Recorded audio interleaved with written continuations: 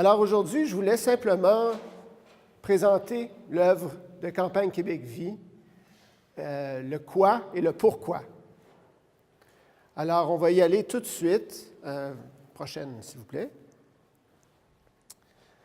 Alors, pour présenter notre mission, simplement, notre mission, c'est de bâtir une société chrétienne qui défend la foi, la famille et la vie, de la conception à la mort naturelle. Alors, c'est une société entière qu'il faut réformer. Quand on a vu la présentation auparavant, on parlait de Juan Diego, qui, avec Notre-Dame, a converti les Aztèques. C'était la culture aztèque qui devait être convertie pour que cessent les sacrifices humains. Il y avait combien d'Aztèques environ? 9 millions. Combien sommes-nous ici au Québec? À peu près ce même chiffre. Et combien de sacrifices humains y a-t-il au Québec par année? Environ 30 000. 30 000. Et ce qu'il faut, c'est que la société, comme ça a été le cas en 1531, il faut qu'en 2018, et espérons-le, 2018 ou 2019, ou à l'avenir, il faut qu'il y ait une conversion profonde. Et c'est pour cela que, tout en continuant notre œuvre de protection de l'enfant à naître dès la conception, nous voulons en même temps promouvoir le christianisme et l'intelligence du christianisme. Que les gens comprennent ça et toutes nos autres batailles vont être gagnées. Alors, un des dictons que nous aimons de la Bible, c'est « Cherchez en premier le royaume de Dieu et sa justice, et le reste vous sera donné par surcroît. » Alors, prochaine. Donc, nous avons en fait 3 actions principales. La promotion de la reconnaissance par les représentants de tous les corps sociaux, y compris ceux de l'État, de la nécessité du christianisme en tant que seule religion intégralement vraie, pour une réalisation pleine et entière du bien commun. Alors, il y a beaucoup dans cette phrase très dense. Si vous vous rappelez peut-être de Benoît XVI, un de ses enjeux principaux était le combat contre la dictature du relativisme. C'était un de ses thèmes de choix, le combat contre la dictature du relativisme. Et le grand problème de notre société présentement, c'en est un de vérité. On refuse qu'il y ait une vérité qui règne, qui impose des devoirs, des obligations, des vérités morales, des vérités spirituelles. C'est ce qui arrive quand nous vivons dans un monde libéral, c'est-à-dire libéré de toute obligation à la vérité, qu'elle soit morale, spirituelle, et même aujourd'hui, physique. Si on est né avec un corps d'homme, cela ne peut nous obliger d'assumer le rôle d'un homme. Je veux être libre. C'était comme si même le monde physique était comme un genre de prison qui m'empêchait d'être libre. Alors nous vivons dans un monde où les personnes ne veulent plus être contraintes par quoi que ce soit. Elles veulent être libres et donc les autorités elles-mêmes veulent faire en sorte que nous ne reconnaissons aucune autorité sauf elles. Alors, c'est pour ça que Benoît XVI a dit que nous vivions dans une ère de dictature du relativisme. Les seules choses que les autorités font, c'est qu'ils imposent le relativisme. Alors, c'est comme le slogan de mai 68, « Il est interdit d'interdire ». Et donc, comment, nous sommes un humble apostolat contre l'avortement, mais comment poser les bases d'un argumentaire contre l'avortement si les gens ne croient pas au corps, ne croient pas à la vérité, ne croient pas à la loi naturelle, ne croient à aucune chose qui pourrait faire en sorte qu'ils aient l'obligation de ne pas tuer. C'est déjà très mal parti. Le mieux qu'on puisse faire sous une dictature du relativisme, c'est manipuler l'émotion. Peut-être inciter les gens à se joindre à nous par pure émotivité, mais ce n'est pas un bon fondement pour qu'importe le mouvement, ce n'est pas un bon fondement l'émotion. Ça vient et ça repart. Alors, on parle aujourd'hui des dangers du populisme. Mais c'est une forme de tribalisme que l'on voit maintenant. Les nations s'insurgent contre un ordre mondial qu'on veut imposer et elles se rebellent, mais elles se rebellent vers quoi? Pas nécessairement vers la vérité, malheureusement. Elles se replient sur elles-mêmes et c'est comme un tribalisme qui s'installe un peu partout. Et moi, en tant que président d'un organisme qui veut promouvoir un point de vue, une protection de la vie de l'être innocent, je vois que je ne peux pas construire sur les sables mouvants de l'émotion, comme le font les médias de masse ou comme le font les gouvernements démagogiques. Il faut avoir une fondation stable. Il faut que les gens réapprennent ce que c'est que la vérité et ce que c'est qu'un respect de la vérité. Ça vient d'un respect et d'une connaissance et d'une intelligence de la divinité. C'est pour ça que nous avons notre deuxième point, promouvoir la reconnaissance du fait que la foi chrétienne est raisonnable et que la raison soutient la foi et la morale chrétienne. Parce que malheureusement, il y a des chrétiens, mais qui sont, on les nomme fidéistes, c'est-à-dire qu'ils ne pensent pas que la religion ou la foi est un fondement de raison. Pour eux, c'est plutôt l'émotion. On est emporté par un certain vent d'émotion et nous devons suivre notre cœur, si on veut, pour suivre les commandements de Dieu. On fait ce que dit la Bible, mais on n'a aucun moyen de convaincre l'autre de la vérité de ce que dit la Bible. Et encore une fois, c'est un mauvais fondement pour l'argumentaire. Pour convaincre les gens, il faut aussi partir par la raison et montrer que la vérité, et la première vérité, c'est la vérité divine, est ancrée dans la raison. Alors, ces deux premiers points que nous avons comme action principale servent de fondement pour ensuite convaincre les gens que la loi morale existe, la loi naturelle, et qu'ensuite on peut argumenter contre l'avortement, contre l'euthanasie, pour le mariage traditionnel et tous les autres enjeux.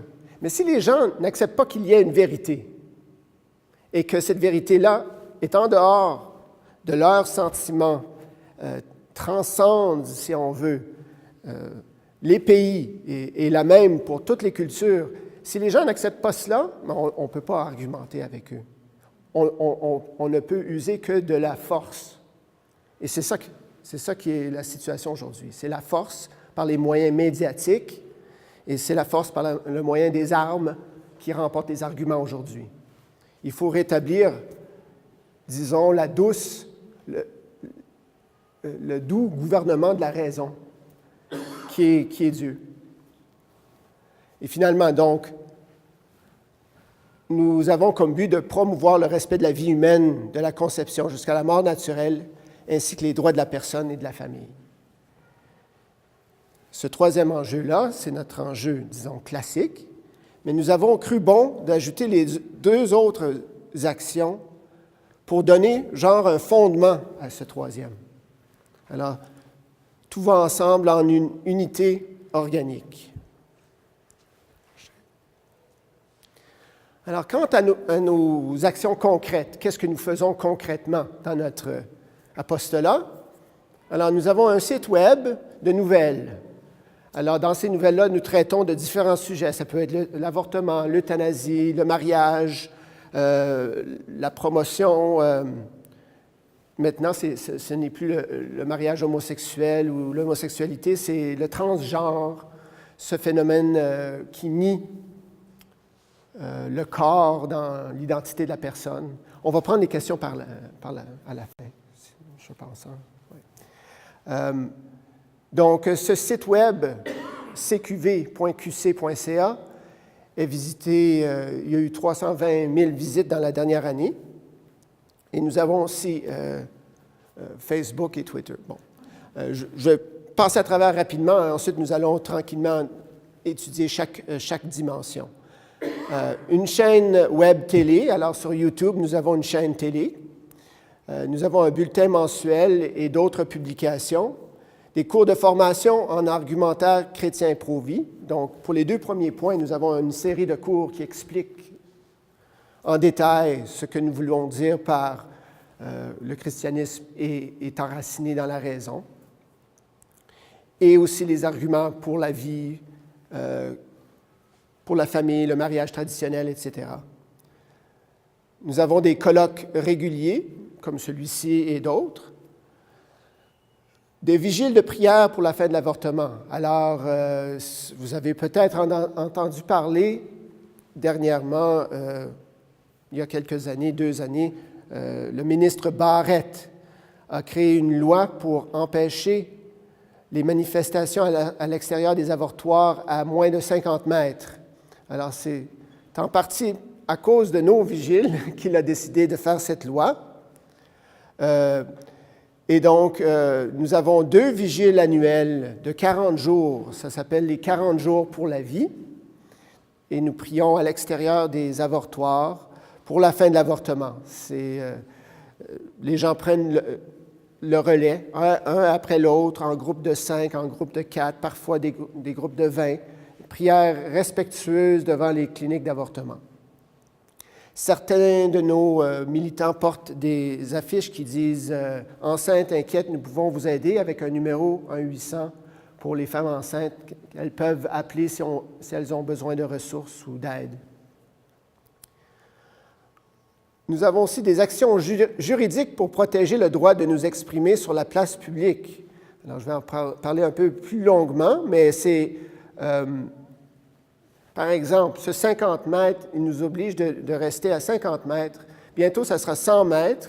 Bientôt, ça sera personne n'a le droit de manifester dans la limite de la ville contre l'avortement parce que cela pourrait heurter les sensibilités de personnes qui pensent à se prévaloir de ce service de santé.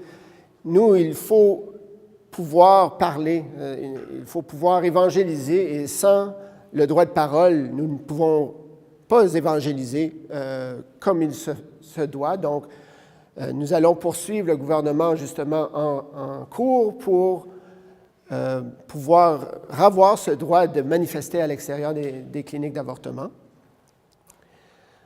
Nous avons aussi un service d'aide aux femmes enceintes en difficulté, enceinteinquiète.org, avec le numéro de téléphone que vous voyez. Alors, les femmes peuvent appeler ce numéro et recevoir de l'aide, des références vers d'autres services, que ce soit des subventions gouvernementales, que ce soit une aide psychologique ou même une aide médicale.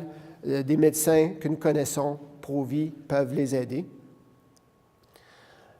Nous avons la marche annuelle pour la vie à Ottawa que nous organisons ici au Québec, des autobus qui se rendent à Ottawa chaque année. La deuxième semaine du mois de mai, le deuxième jeudi. Et donc, c'est pour commémorer l'anniversaire de la légalisation de l'avortement en 1969, au mois de mai, au Canada. Et donc, à chaque année, nous sommes là à peu près 20 000. Et nous nous impliquons en politique à tous les niveaux, que ce soit des élections municipales, provinciales et fédérales, pour tenter de trouver des candidats qui seraient chrétiens, pro-vie, pro-famille, pour nous représenter dans les diverses instances gouvernementales.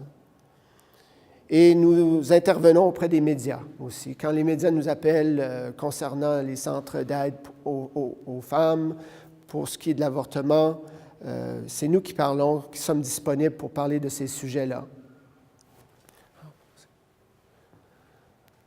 Alors ici, vous voyez notre site web. Notre page Facebook est vue par à peu près, est suivie par à peu près 11 000 abonnés. Nous avons notre page Twitter ici et voilà notre site web.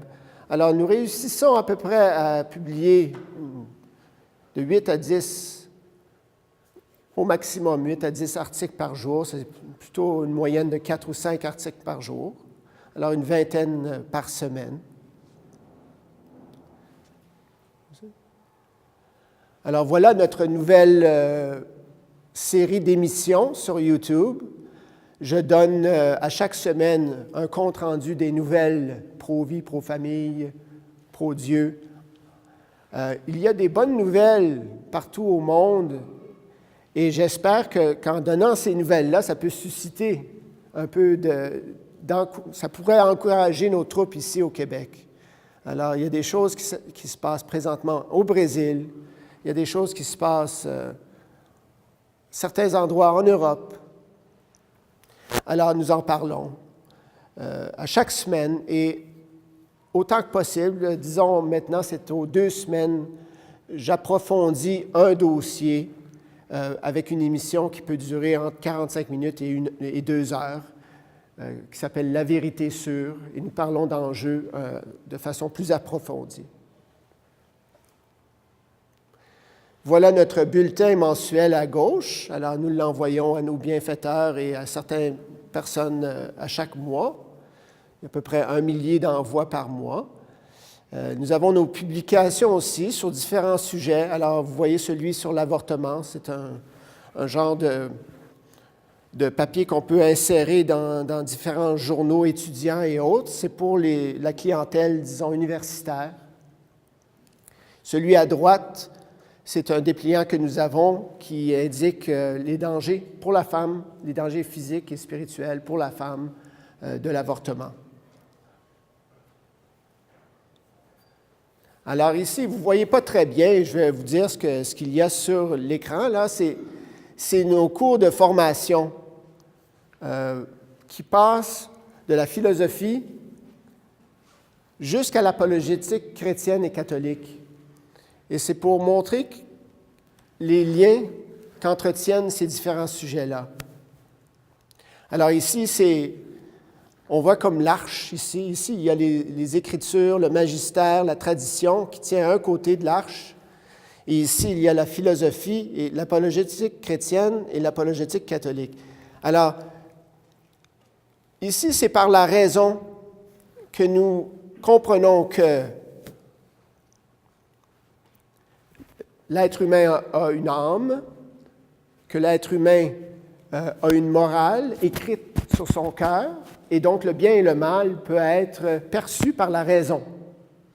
Alors, c'est à partir de cette formation philosophique que les gens peuvent argumenter contre l'avortement, pour le mariage traditionnel, et dialoguer avec une personne incroyante en se servant de la raison, de la philosophie. Et donc, nous avons des cours de philosophie thomiste.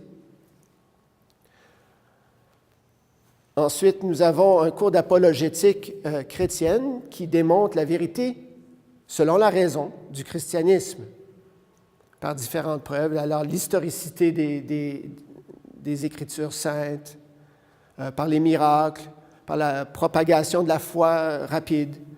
Ensuite, nous démontrons par la raison que la religion catholique est la vraie. Donc, avec cette fondation-là, nous sommes à pouvoir dialoguer avec même les dirigeants et à la société entière qu'elle devrait mettre Dieu au centre de ses préoccupations, même au niveau gouvernemental. Et je crois que c'est un enjeu absolument essentiel, que soit reconnue la vérité entière, même au plus haut niveau du gouvernement. Parce que présentement, le gouvernement est libéral. Je ne veux pas seulement dire Justin Trudeau, je veux dire que le gouvernement est comme un Ponce Pilate qui se dit « je lave mes mains de la vérité ». J'instaure une dictature du relativisme. Chacun peut avoir sa vérité et moi, je m'assure que tout le monde puisse se sentir bien à croire ce qu'il veut croire. Et c'est un environnement malsain pour protéger l'enfant à naître et pour bien comprendre qu'il y a des vérités morales qui s'appliquent à tous. Il faudrait, selon moi, que le gouvernement se penche sur la question de vérité. Benoît XVI, par exemple, parlait à l'Europe en particulier quand il disait « Il faut que vous renouez avec vos racines chrétiennes et grecques, c'est-à-dire ce mariage entre la raison et la foi, et que vous redécouvrez ce lien avec la vérité. » Et nous devons faire cela aussi partout en Occident et dans le monde, renouer ce lien avec la vérité. Les gouvernements mondiaux maintenant, ils veulent seulement, ils parlent de droits humains, mais pour eux, les droits, ça veut dire la permission de faire ce que l'on veut. Mais les vrais droits sont la permission de faire le bien et un devoir aussi de faire le bien. C'est parce qu'on a des devoirs qu'on a des droits. Je dois adorer Dieu, je dois faire le bien, donc vous devez me respecter, me permettre de faire cela. Alors, voilà pourquoi nous avons ce cours, c'est pour démontrer que la morale et la vérité sur Dieu peut être acquise par la raison et que, pour cette raison, toutes les instances de la société, y compris l'État, devraient aussi respecter la vérité morale et spirituelle. Et avec cela en place, avec cette vérité respectée, nous aurons une culture de vie et de l'amour. Alors, voilà quelques colloques que nous avons eus. Celui-ci était avec Monseigneur Wallet en 2010. C'était un de ses derniers colloques avant son départ pour Rome.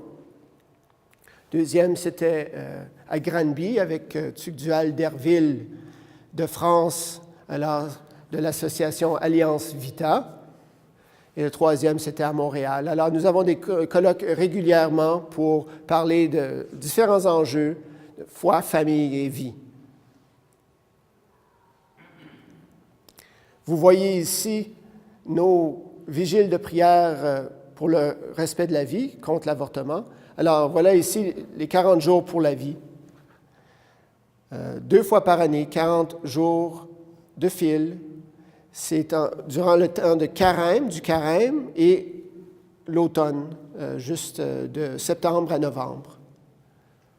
Et vous voyez ici notre fameuse affiche Enceinte et inquiète, qui ces temps-ci est appelée plus souvent par des journalistes que des femmes enceintes en difficulté, parce que, oui, il y a une campagne présentement de persécution des centres d'aide aux femmes enceintes en difficulté. Si les centres d'aide osent affirmer aux femmes que peut-être l'avortement ne serait pas la meilleure solution à leurs problèmes, et si ces centres-là sont enclins à diriger la femme vers le respect de la vie qui grandit en elle, ces centres-là seront étiquetés pro-vie et ils perdront leur subvention et ils perdront leur reconnaissance d'organismes de charité. Et la façon que ça se fait normalement, c'est qu'une journaliste va venir, appeler le numéro, elle viendra, elle fera semblant être enceinte, ensuite elle posera des questions tordues pour inciter la personne de dire ce qu'elle veut entendre, et ensuite elle mettra ça dans le journal, elle dira, bon, ces gens-là manipulent la femme, et ensuite on enverra l'article à certains politiciens qui ensuite feront en sorte que ces organismes-là perdront leur reconnaissance en tant qu'organisme caritatif. Alors nous n'avons pas cette reconnaissance-là, alors on n'a rien à perdre pour l'instant, mais à la longue, si cette persécution continue, ils nous enlèveront notre reconnaissance en tant qu'organisme sans but lucratif. Ce sera la prochaine chose, mais ça prendra peut-être un peu de temps avant cela. Bon, nous voyons ici, par exemple, Gaétan Barrette, l'ancien ministre de la Santé du Québec, qui a fait voter une loi pour repousser nos manifestants, nos priants, à 50 mètres des cliniques partout au Québec, prétextant un problème qui n'existait en fait pas. C'était que notre présence même priante et discrète dérange énormément les personnes qui font des avortements. Donc, nous sommes en train de poursuivre le gouvernement. Nous préparons un procès contre le gouvernement pour nous permettre de retourner près des avortoirs. Et voici une affiche de notre centre ou de notre service Enceinte et Inquiète. Alors, vous pouvez partager ce numéro et si dans votre environnement il y a une femme qui a besoin d'aide, elle peut appeler ce numéro et nous la référerons à un service auquel elle a besoin. Si c'est une personne qui n'a pas sa carte soleil parce qu'elle est d'un autre pays, et souvent c'est ça que nous avons, des types de ce genre-là, nous avons des médecins qui peuvent travailler bénévolement, qui peuvent lui trouver un hôpital qui aide cette clientèle-là. Si c'est une personne qui a besoin d'hébergement, nous avons des contacts auprès de différentes places qui peuvent héberger, etc. Et voilà aussi maintenant notre marche annuelle pour la vie à Ottawa. Alors, il y a plusieurs événements autour de cet événement central-là. Alors, c'est au mois de mai. Environ 20 à 25 000 personnes y vont, parfois. Disons que ça fluctue entre 15 et 25 000. Nous envoyons des autobus de Sherbrooke, Québec, de Montréal. Il y a des personnes qui partent d'autres villes, partout au Québec. Le matin, il y a des messes à 10 heures et à midi, on se rencontre sur la colline parlementaire. Il y a plusieurs parlementaires, une bonne douzaine parfois, qui se prononcent sur la colline. Plusieurs évêques, dont Monseigneur Lépine, viennent manifester. Je pense que c'est Monseigneur Lépine ici.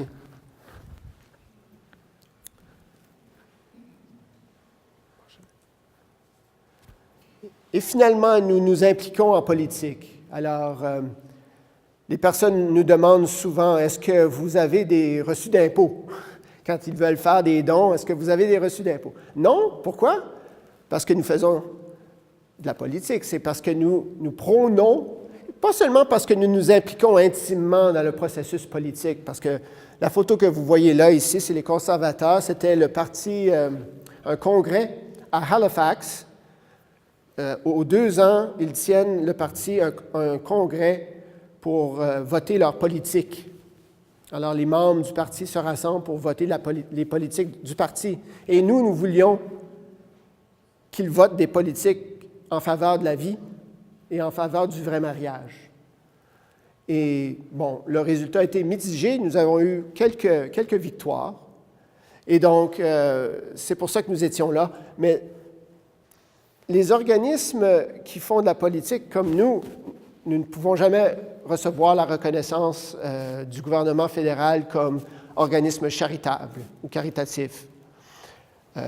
Mais pas seulement les organismes qui font du travail vraiment politique de cette nature-là se voient refuser le statut de bienfaisance, mais même le fait d'émettre une opinion, ne serait-ce que positive ou négative envers l'avortement, de dire que l'avortement est un meurtre ou que l'avortement est un mal intrinsèque. Juste dire cela vous disqualifierait en tant qu'organisme caritatif. Ils disent, en autant que votre que vos opinions soient, que vous émettiez des opinions moins que 10% du temps sur certains enjeux.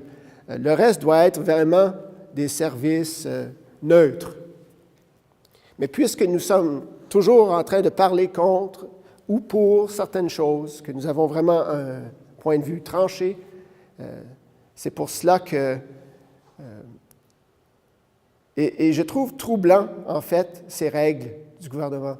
Je sais que c'est différent dans différents pays, et un des enjeux que je pense doit être vraiment étudié, c'est tout l'enjeu de comment sont reconnus les organismes de bienfaisance au Canada.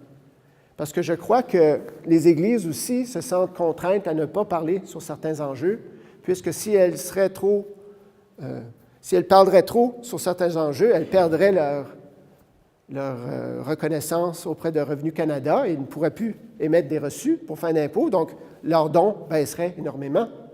Alors, ça fait en sorte que les Églises et les différents organismes de charité parlent beaucoup moins, se taisent.